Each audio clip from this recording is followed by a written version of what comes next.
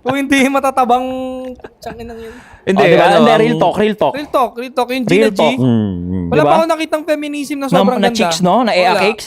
Kasi nga yung mga chicks na EA cakes na nagpo-proceed sa buhay, wala silang pakialam sa iba. Di ba? Puta, magpo-proceed kami sa ginagawa namin. Yung mga yun naman, yung mga sinasabi mo na may ingay na ang weirdo ng itsura nila, hindi sila masaya sa buhay nila. Miserable sila. Ngayon, pinipilit nilang inormalize yung kalagayan nila, nandadamay na lang sila. Para magmukhang, tangina, nagkaroon patuloy ng community. Iisa aura nila, pre. Di ba? Iisa aura nila. Makita Isa mo pa lang, passion. alam mo na agad eh. Gag, ano to? Yari ka dyan. Huwag mong sasabihin ng ano yan. Alam mo agad paano siya iti-trigger, di ba? Kahit sabihin nilang ad hominem yung sinabi ko, totoo naman eh. Kung hindi naman sobrang sablay yung itsura. May Well, magko-comment Ang eh, dyan. laki masyado. Mas malaki pa sa aming mga lalaki. May magko-comment dyan, pre. Tangina talaga, no? Ba't kung sino pa yung mga mukhang burat yung pa yung maingay? Iko-comment yan sa atin. Okay lang. Di, ano naman, Pangit naman talaga ito. naniniwala kasi ako doon pare sa ano eh, sa kung ano yung energy na pinapasok mo sa sarili mo. Yun din ang madalas na mailalabas mo. Wow! Nagre-reflect yun sa itsura mo eh. Yes, sir. If you eat, di ba nga, if you eat healthy, if you work out, magiging obvious yun sa mukha mo eh. Diba sa katawan mo. Yeah. So kung panay negative ang nilalagay mo sa utak mo, parang pagkain yan, di ba? Parang kumain ng gulay, healthy ka, di ba? Pag puro walang kakwenta-kwenta, feminism ang pinasok mo sa utak mo, lumabas sa mukha. Yun din yung sisingaw sa'yo. Ibig sabihin kasi ini-stress nila masyado yung mga ano nila, shit nila. No, tsaka yun nga, sabi nga nila to last time, mahilig sila mag-normalize ng mga bagay na hindi ka normal. Di ba? Exactly. Na sobrang, kumbaga, katulad ng ano ba yung mga ninormalize nila madalas na, Pagiging mataba. yung hindi, body positivity na, Body shaming ka. Ano ka?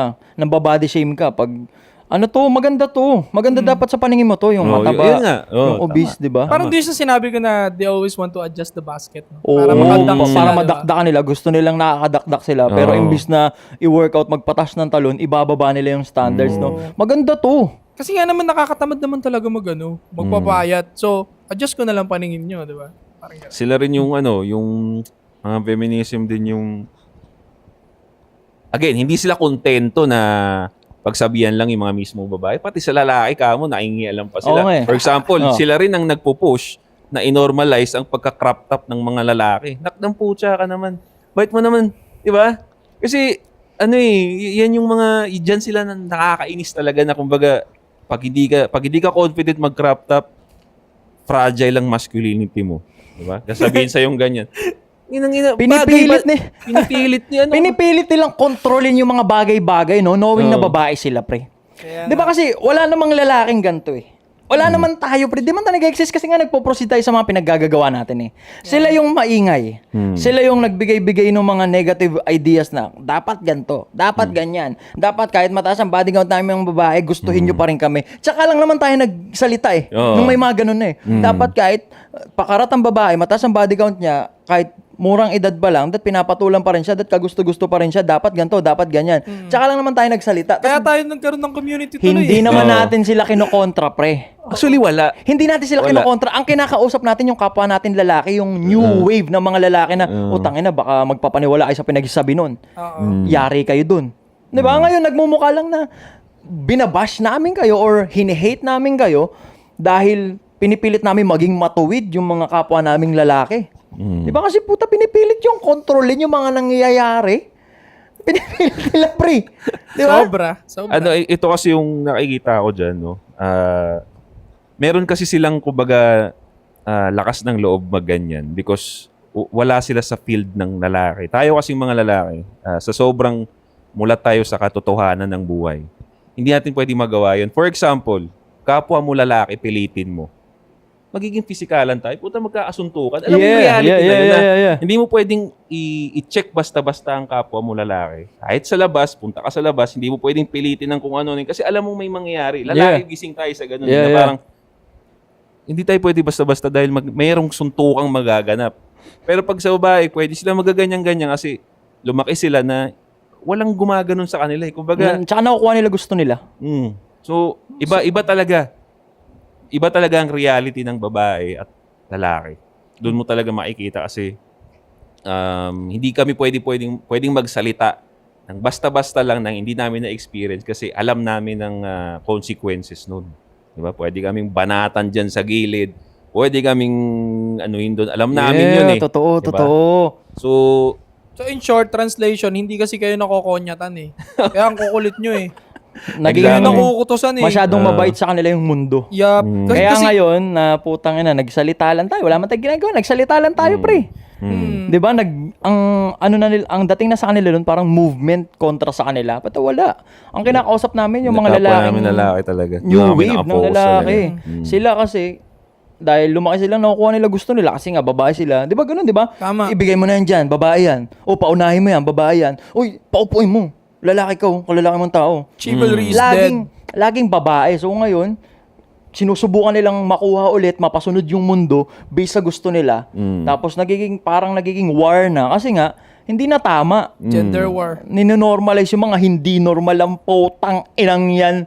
Kupal! Tama yung sinabi ni Ato eh. Feeling nyo kasi kayo yung kinakausap. Sa totoo lang hindi. Mga lalaki kinakausap namin. Nagkakataon lang na akala nyo kinokontra kayo. Pero for example, ganito, sinasabi nyo, dapat body count, okay lang. Sinasabi namin na, oy guys, wag niyong piliin yung ganito kasi may consequences. Hindi naman namin sinabi na, uy, stop mo yan, baby girl, wag kang magpaganyan, wag kang magpagano. Pakin namin sa'yo. Pumunta na lang doon, 'di ba? Pumunta na lang sa pinagsabihan natin sila. Kasi nga binivilanize nila yung pagkahikayat natin sa mga lalaki na, teka, may mga red flags yan. Huwag ka dyan, Brad. Kung gusto mo, kung mahalaga sa mental health mo, marami pa namang ibang babae na okay, di ba? So, para sa kanila, nang narinig nila yun, sabi, ay, hindi, misogynist ka. Misogynist pala. Ito ngayon ang sa'yo. Nagkakataon lang. Kasi nga, binivilanize yung sinasabi namin eh. Di ba?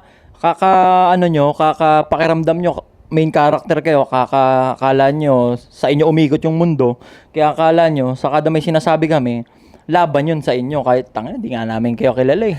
Diba? Tsaka nasasaguan nga kami, like for example, babae ka, napapanood mo tong mga clips namin, pinapanood mo to, may time kang mag-hate, mukha kang tanga sa paningin lalo namin eh. Unless content creator ka. Yung sasabihin mong kontra sa amin or opinion mo, puta i-video mo. Diba?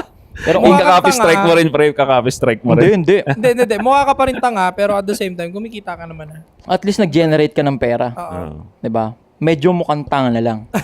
Diba kasi, hindi naman tungkol sa'yo. Ganto ganyan, ganto ganyan. Kayo naman, kayo din naman. Hindi naman din tungkol sa inyo. Ganto ganyan ha. Kasi nga, ang kaso, hindi na nagiging balanse. Diba? Kahit ngayon check nyo maigi. Puro, parang pinipilit nila, babae naman. Babae naman. Ano ba yung slogan nila kaya ayokong magsabi ng kandidato yung she is the man. Kaming ganun. She is the man. Sobrang na-cringe ako dun, Brad. Tangina. Ano ba to? Pati ba basic biology na wala na sa atin, bro? Tangin ng Common sense na wala na, pati basic biology na wala na, Speaking pre. biology, no, ayoko dumating sa punto na para tayong Western. Yung magkaroon tayo ng 100 gender. Ayoko talaga nun dumating sa Pilipinas yun. Hindi, pare. Kaya nga importante itong movement na Tatlo lang ang pinagagawa gender. natin, pare. Nagpo-push back, di ba? Tatlo Oo. lang ang gender Kasi sa Pilipinas. Tatlo lang. Babae, lalaki. Bading. Kahit ano pang tawag dyan, bading yan. Di ba? Kahit ano pang tawag mo dyan, Mabait ka pa nga eh. In-include bading mo yan. pa nga eh. Ha? Mabait ka pa. In-include mo pa yung ano. Yeah. Kasi maraming hindi magdi-disagree dyan. Kasi nga, bilang tao, pre, kung gusto lang naman nilang maging belong, ibe-belong natin sila. Pero bro. hindi para mag-adjust kami dyan. Aralin nyo kasi, ganito kasi Saka, yan. bro. Hindi. Hindi ka babae, hindi ka lalaki, bading ka. Kahit ano pang tawag mo dyan, babae na ganito ganyan. Tomboy. Basta bading ka sa paningin namin. Di ba? Bading. Yun na tawag namin siya. Wala ka, hindi na para ipilit mo na, aralin nyo kasi, ganito ganyan. Yun ang Meron- hindi na... Again, kita na naman. Oo, pilitan na naman. To spirit ako. Bading ka. Di ba? Kahit ano ka pa, basta hindi ka babae, hindi ka lalaki, bading ka. Isa akong queer. Tsaka bro, Bading. hindi nila pwedeng sabihin na may discrimination pa rin ngayon. Puta, Walang discrimination, pre. top paid artist ngayon, pare, bading diba? Si Vice ganda sino Oh. isa sa mga pinakamayayaman. Paano mo masasabi may discrimination? Pre, Ayaw walang discrimination. Wala. Wala. Victim mindset meron. Tsaka parang hindi naman nila gusto maging bilong, pre. Ang gusto nila, pre, maging ahead. Kasi bilong na nga sila eh. Dati pa, may mga tropa rin akong bading. Lap trip nga sila kasama eh. Babae, lalaki, bading. Yun lang, babae, lalaki, bading. O, bilong na kayo. Bilong na sila. Pero gusto nyo ng sariling CR, gusto nyo, Tawagin pa silang kung ano-ano. gustuhin kayo. Like for example, lalaki. Diyos on point, dapat ginugusto mo pa rin kahit bading yan. Bakit kinukontrol mo? Kung hindi niya nga preferred yun, na pumatol dun, bakit pinipilit mo? Homophobic ka na, bro, no? Kinukontrol mo pati yung preference ni Diyos on na, point. di ba? Kung ayaw niya nga ng bading homophobic na agad. Di ba, kasali ka na dun sa option. It just sabi na hindi ikaw yung gusto. May nakita akong video na yun. Alam ko, nag-react dun eh. Yung street interview. Nagtanong siya ng straight na lalaki. Gusto mo ba ng... Na-attract ka ba sa trans? Na-attract ka ba sa trans women? Ganyan. Sabi, siyempre, lalaki siya sabihin niya, hindi. Tapos biglang nag-make face siya, tapos ganyan. Dami diba? ng comment Ikaw ba, dun. Josh? Na-attract ka ba sa trans? Uy. Bro, Homophobic? hindi bro, tignan mo. Kung yung idea kasi na ma-attract ka sa mukhang babae talaga, na hindi mo pa alam, posible hindi eh. Di ba kunyari, may ang maganda dyan na babae. Yung puta ginastos ng mga 5 milyon, talagang above na talaga siya. Palo yung katawan, brad. Alam mo ha? Ano ka, bobo ka ba sabihin mo? Hindi maganda yan. Oo. Maganda, pero pag Maganda. malaman mo na na lalaki, puta Agay! negative na. Ayoko na bro, ano yun? Agay. Raul. Oh, di ba? Meron nga ganun si basta na siya parang public figure siya na siya, lalaki talaga siya, tapos nasubaybayan ng internet na naging babae siya, yung Satchar yung pangalan, chicks na siya ngayon talaga. Yung sa PBB ba yun? Hindi siya sa PBB. Basta batang Yeah, may lalaki chance siya. sa'yo yun. Ha? May chance sa'yo. Hindi nga, kung hindi mo siya kilala, pre, hindi mo siya kilala na trans siya, makita mo siya sa malayo, tangina, cakes talaga siya, pre. Tama yung sinabi ni Josh ma-appreciate mo. Oo. At, ang ganda nito Okay. Oo. Hindi mo alam eh. Pero pag nag-Raul, ayun Pag na, na-meet mo siya, nakilala mo na siya. Oh, hindi Oo. na. Pero wala pa rin problema doon, ha? Wala pa rin problema. Kung hindi nga kayo yung trip kung ayaw nga ng trans kung ayaw nga ng bading dito wala kayong problema doon. 'Di ba? Kasi nga kayong mga bading ba? Like for example, sila, kahit ano man tawag diyan. Pag sila ba pinilit natin, tangina dapat siya daw yung gusto nyo. Magagalit kayo, hindi naman namin siya gusto, hindi namin siya preferred ganun din sana. Ganun din yun. Ganun din sana. 'Di ba? Bilong na kayo. Bilong sila sa society. Kaso namimilit Kagusto Totoo ba na mas marami na puno ay bakla kaysa puno? Paano ulit ano? Sabi mo sa Ito post mo, tanong, diba? Ano? Mas marami na ang bakla kaysa puno. Totoo naman, putang ina kaya ang init Natatawa ako sa tangina.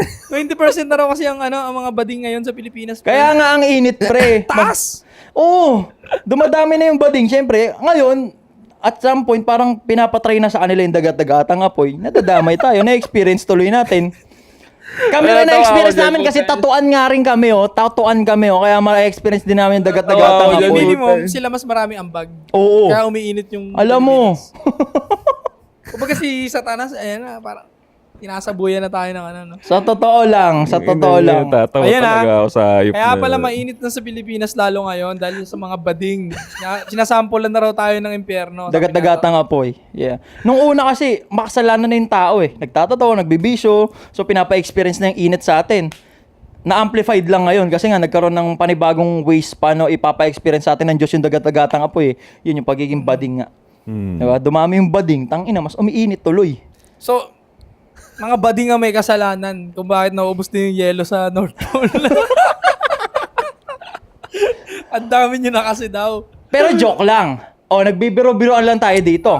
Homophobic na agad kami noon. Hindi. Pero bakit pag kayong mga bading, gagawin yung katatawa o yung kung sino man. Real Laugh talk bro. trip, di ba? Yeah. Mas malakas mang Mang trash okra talk yan. Oo. Ito sa amin, joke-joke lang yun. Hindi naman totoo yun Totoo ba yun, pre? Tangina, Hindi. scientific type shit. Mas mainit ba kasi mas madaming bakla? Tangina, biro-biroan lang yun. Joke lang din yun. Pero ang lakas magpa-victim ng mga yan. Tas pag Sobrang pag sila yung mga okray, pre, di ba, okay lang dapat. Hindi na pagiging bilong yung gusto nyo. Special treatment na. Gusto nyo nang maging ahead. Pag kayo okay lang, pag kami homophobic. Ano pa yan? Yan, pag Bro. binalikan mo sila pabalik, sensitive yan, cancel ka. Tsaka damay buong pamilya mo dyan. Diba? Ito, Damay buong example pamilya pa mo natin. Neto lang, hindi ko pinanood yung video pero may kumalat na post na si Pura Luca Vega. Nagdamit Kristo na naman siya, pre. Queer art daw yun, pre. Queer art. dyan. Kailan? Di ba nakulong na yun? Nakulong siya, tapos nakalabas siya. Neto lang, pre, nung sinakulo, nagdamit Jesus siya, pre. O sige, queer art yun. Queer art. Pero bakit pag may isang straight, nagbading-badingan, homophobic? Pero pag sila yung nag-portray ng kahit sinong gusto nila, art. Art. Oh, Exactly. pagiging belong pa ba? Gusto kong i-point out Good yan. point, Kasi good merong point. isang school, I forgot the name of the school.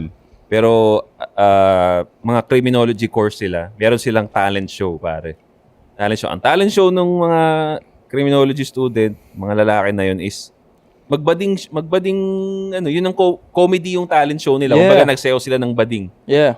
Nag-trending yun kasi kinancel sila ng ano Homophobic ng, daw. ng mga ng gay community. Kumbaga Ano tinira talaga nila. ng mga Bakit sumusobra ginagawa na to nyo? eh? Ito ang quote ko. Bakit nyo ginagawang joke ang gayness? Now, ibalik ko sa inyo yung tanong, bakit nyo ginagawang joke ang religion? Kahit hindi Di ba? religion. Like for example, lap trip talaga eh. Kunyari, bading. Mm. Tas nag-straightan sila. Oo. Lap trip, di ba? Oo. Walang may pake. Kasi Kaya, joke yun eh. sabi nga, if you can... Minamak nyo yung lalaki. Oo. Kung marunong kayo Straight mag-dish out, kung marunong kayo mag-dish out ng trash talk, marunong din dapat kayo tumanggap ng trash talk. Oh, 'di ba kaya nga yun yung tanong. Tangina, gusto nyo ba talagang maging belong? O gusto superior. yung special kayo? Oo. Gusto nila, pwede silang mag-mock ng lalaki. Oy, gaganon Yeah. yung mga bading, di ba? Mm. Pero pag ikaw nag-mock ng bading, sensitive as shit. Oh. No? Diba? Ang Magandang pangit, point ang pangit yun. ng trip Magandang nyo, point yun na point out mo na naalala ko rin kasi hindi ko siya ginawa ng content kasi yun yung panahon na kalakasan nila. So parang, parang medyo delikado pang gawan. Tignan mo, Pero hindi dahil, pwede content. pero Oo. dahil na-point out mo yung isang ginawa nung kasama nila sa community, ito ngayon yung ibinurot up ko ngayon na meron silang school na kinancel dahil lang nag-talent show lang. Oh. Diba? Talent show lang ng ganun. So, yun ang medyo